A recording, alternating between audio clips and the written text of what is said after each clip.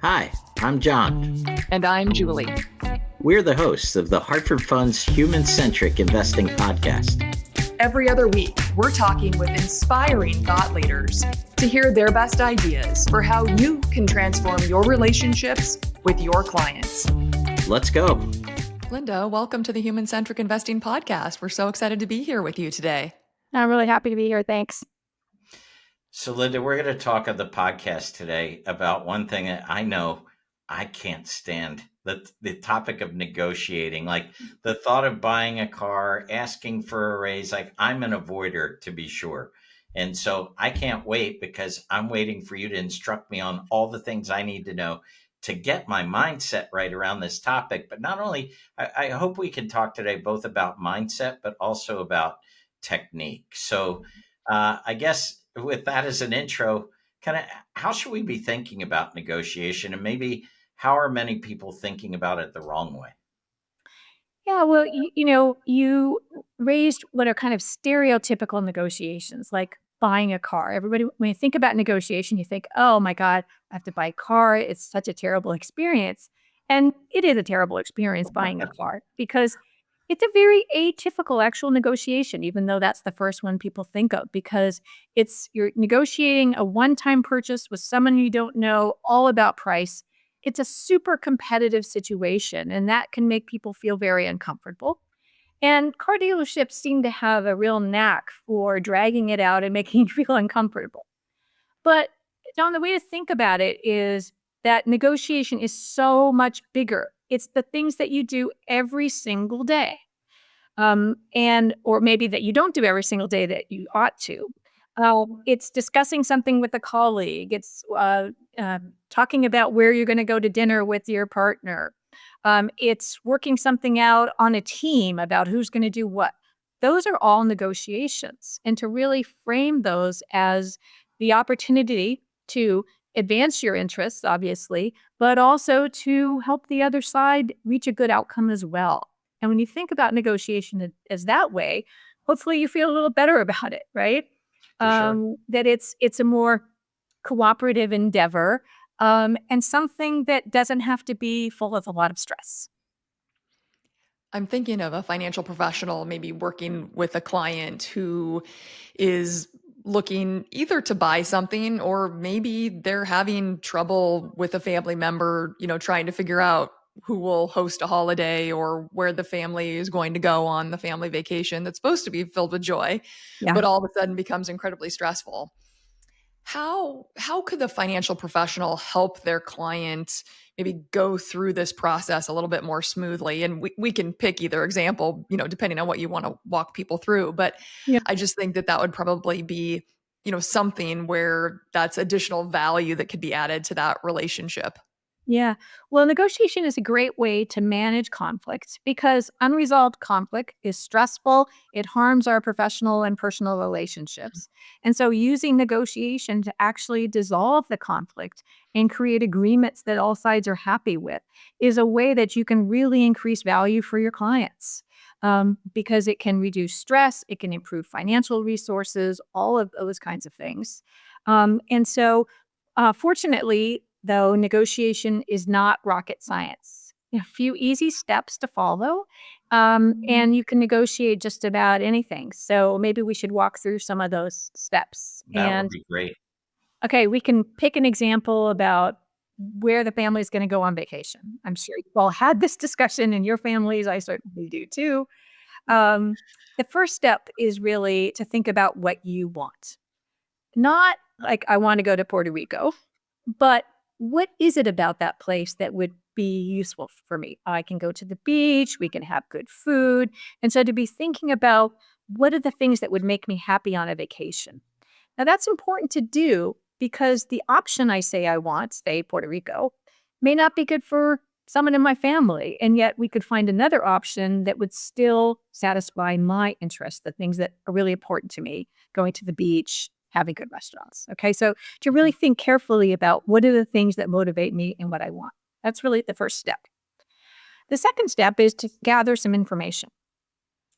And this can be the case if you're buying a car, obviously you gather information. But if you're planning a vacation, what are exploring options? What are some of the things that would satisfy my interests? Talking to people in your family, what are the things that really motivate and interest them? So gathering that information. You have to have that because that's a key building block of any negotiation is having information.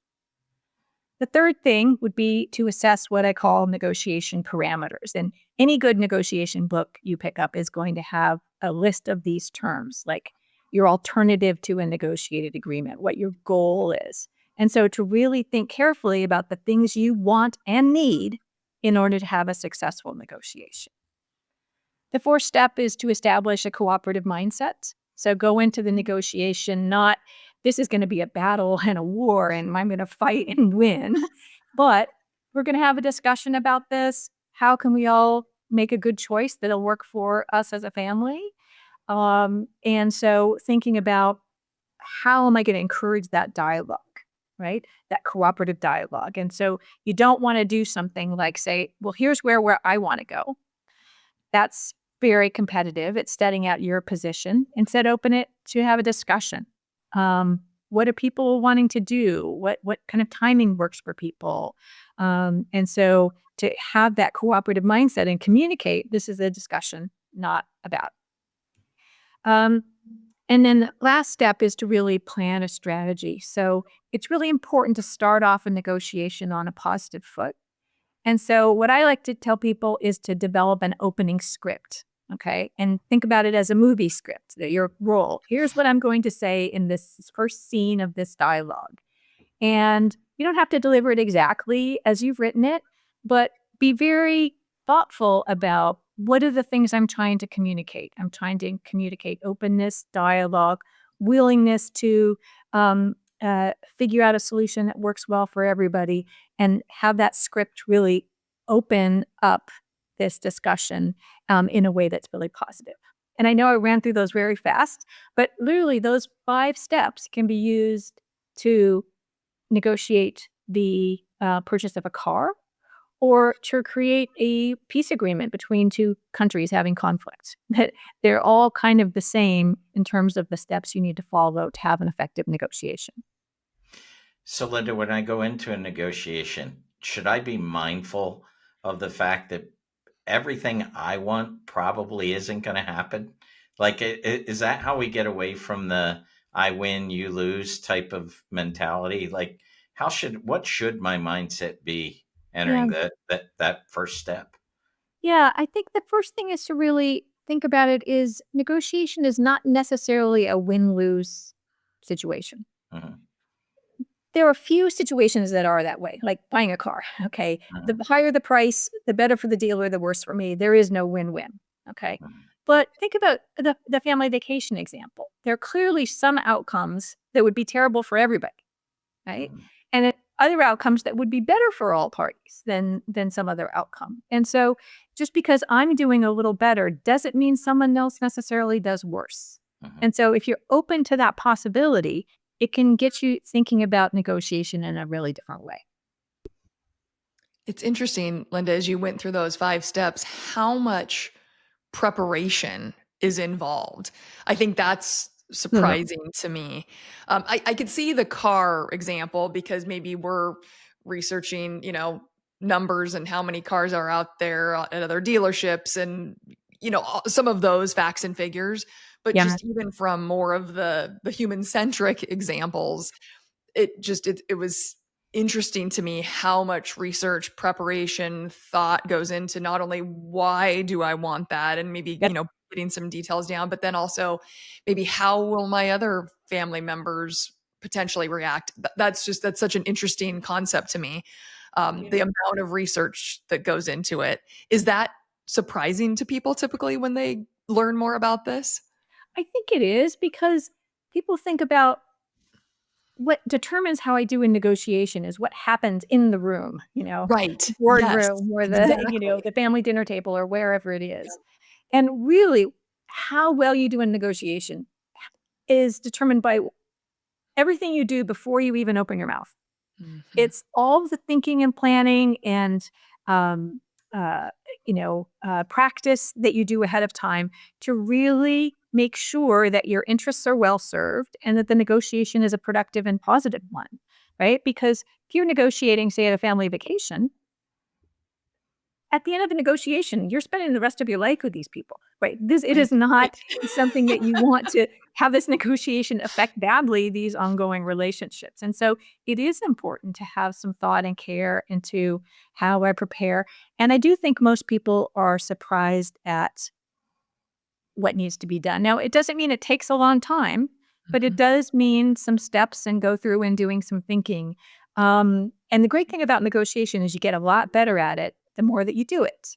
And so these steps become very natural, just part of the process.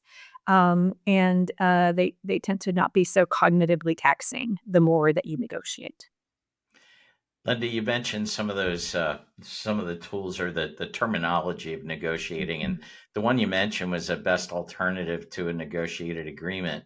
Can you, for those of us that aren't well steeped in negotiation skills, can you talk to our audience about what that is and why it's so important in the negotiation process? Absolutely. Yeah. We call it our BATNA, the best alternative to a negotiated agreement. Think about it as your plan B. And your BATNA is what you can do on your own without the agreement of the other side. And it's the major source, one major source of your bargaining power in a negotiation. Because if you don't need an agreement, you can walk away. The better the agreement will be in order for you to accept it. Okay. And so to think carefully, what would I do on my own without the agreement of the other side? What can I do? And so, an example, if you're buying a car, it would be, deciding to keep your old car. If Mhm. that is a perfectly good option, then I'm not going to feel pressured into getting a car right now. Or maybe I won't have a car. I'll take Uber or Lyft. The better that is, the more, again, I won't be pressured into buying a car. If you think about it in terms of the family vacation, maybe the BATNA is not so good here. It's that we don't go anywhere if we don't agree what we're going to do. And so everyone then has the incentive to come to the table because everybody wants a deal. But that's clearly one of the most important things you can do. And it gives you a lot of confidence going into the negotiation because you know that you are not going to accept anything that's worse than your BATNA. It has to be better, or else you'll go with your BATNA. So Mhm. it can give you that confidence to really push through in a negotiation. Which makes sense to me versus going into a negotiation saying, "Man, if we don't get this done, I don't know what I'm gonna do," right? Yeah. Then I'm panicked. But if I Right. can be confident that I can handle it, right? And I'm Mhm. confident that even if it doesn't work, I've got something else I can do. I think that has to be empowering to A many. you're absolutely right. It can make you feel like you're not pressured to do a deal. Mhm. That feeling of this is gonna be a disaster if I don't, it is very hard. And so, thinking carefully about what your bad night is and also taking steps to improve it. What can I do that can make me more confident going into that negotiation that I can actually have a better BATNA than I thought I had? Or otherwise describe, put myself in a better position when I come back to this. Yeah. Exactly. Yep. How do you diffuse someone that's becoming emotional? So say you've prepared yourself, you have your research, you have your BATNA, all of your facts and figures, and you're having, an even keeled, calm, rational conversation, We're trying to, right? or trying to. And say the person on the other side is taking it as either a personal attack or, because they maybe don't have their research and facts and figures, it's escalating and you can feel it. Are there ways that you can try to draw actual information out of them during the conversation as you feel it maybe starting the emotions starting to rise? Yeah, it's a great question because, of course, we're not negotiating with robots. We're negotiating Right. with people who have inconvenient things like Mhm. emotions, and it can be a very difficult situation, especially because emotions are contagious. Now, this can be for positive emotions as well as for negative emotions, and so someone starts to get defensive or upset, it can actually cause that reaction in me also, and then the conflict can really escalate. And so you won't be surprised at this, but it goes back to being prepared, Mhm. and thinking ahead of time, what are the ways in which Okay, I know the person I'm negotiating. What are the ways in which this could go off the rails? How could they take this the wrong way? Okay, if they do that, what could I say to turn it around? And so, you can't anticipate every single thing that's going to happen in a negotiation, but sometimes you can suspect about how things might go badly, and you can actively think about ways to de-escalate that conflict so that you're not scrambling in the minute, trying to control your own emotions, trying to manage the other side. You sort of have an idea. You know, you could think about something like, "Oh, I can see that this is really upset you. That it was not my intention. I really value our friendship and relationship. I please don't. If you were upset by this, I'm really sorry. Just the things Mhm. that you can have prepared, not so that it sounds sterile, but so that you can work to, de-escalate that conflict. Because the last thing you want is that these things kind of escalate and then get out of control, and then you can't focus on the negotiation. You're focused on a fight then, and it's kind of too late. Right. The preparation can really help you to be ready, anticipating that. Are there So, Linda, questions that you could ask as you go yeah. through that? Like, why is that? Why is Hawaii so important to you? Or how does Hawaii make you feel? Or what are the key aspects of Hawaii that make you so excited about that being the destination? I mean, does that helpful if you're trying to sort of peel back the layers and maybe at least get them to express the why behind maybe their resistance?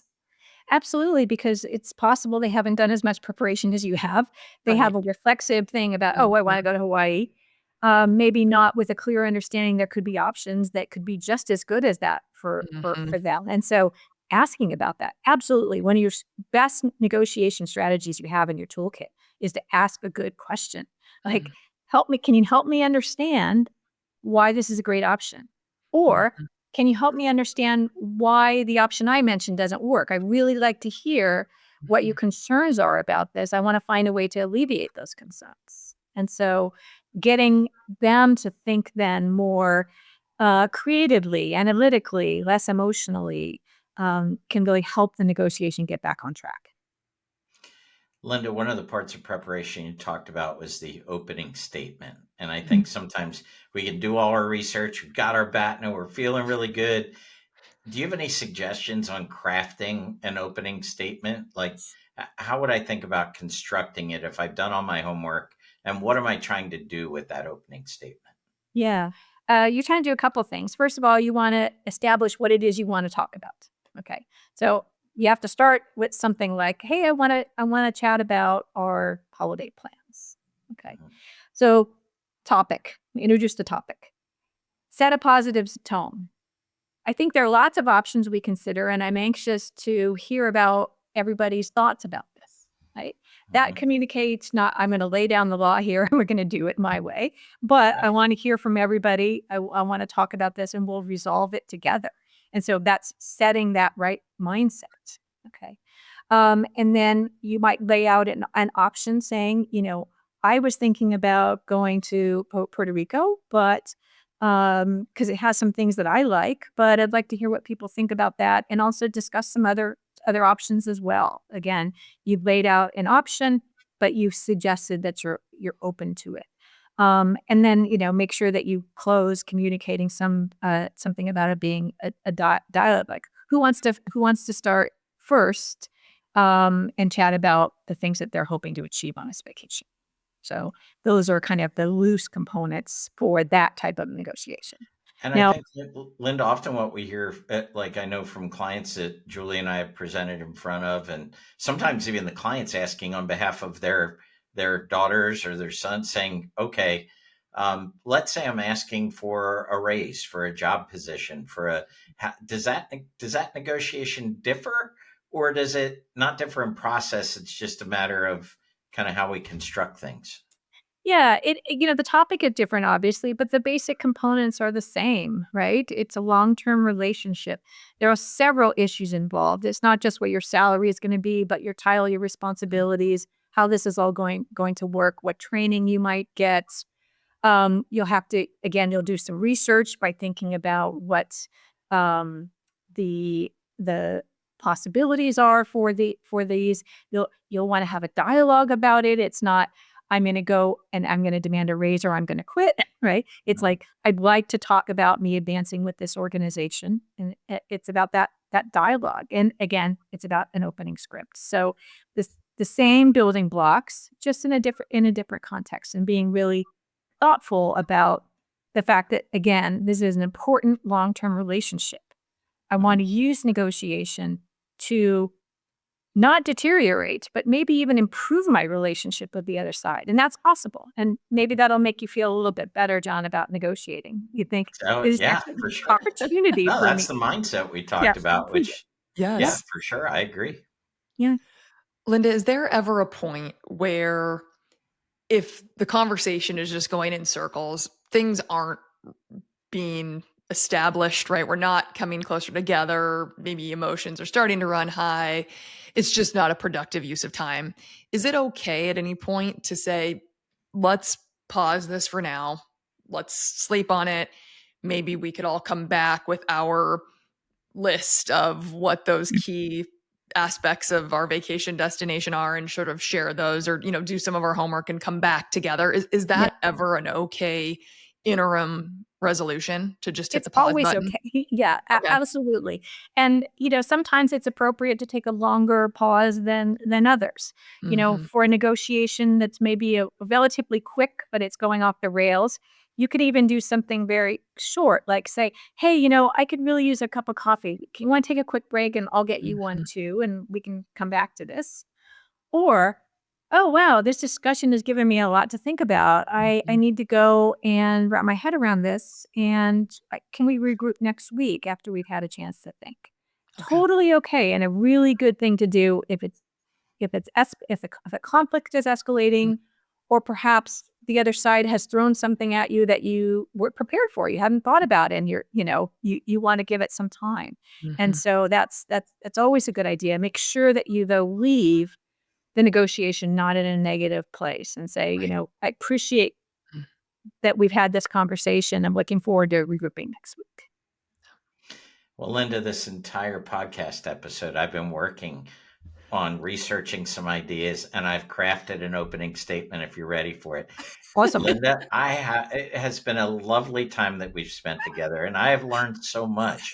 But I'd like to talk to you about kind of taking our conversation a different direction. Julie and I like to ask our guests what we call a lightning round of questions, just top of the mind questions to kind of have our audience get to know you a little bit better.